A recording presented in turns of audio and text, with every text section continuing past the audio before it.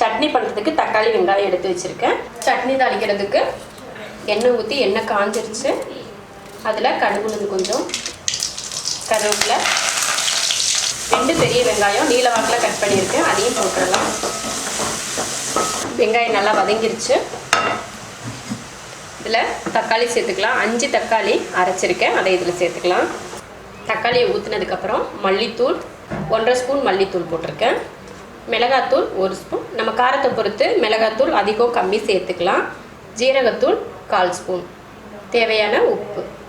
இப்போ இதை கலந்துடலாம். கொஞ்சம் மல்லித்தழை, அவ்வளோதான். இப்போ சட்னி கொதித்து இந்த தண்ணியெல்லாம் வற்றி எண்ணெய் தெளிஞ்சு வரும். அப்போ நம்ம ஸ்டவ் ஆஃப் பண்ணிக்கலாம். அது வரைக்கும் வேகட்டும்.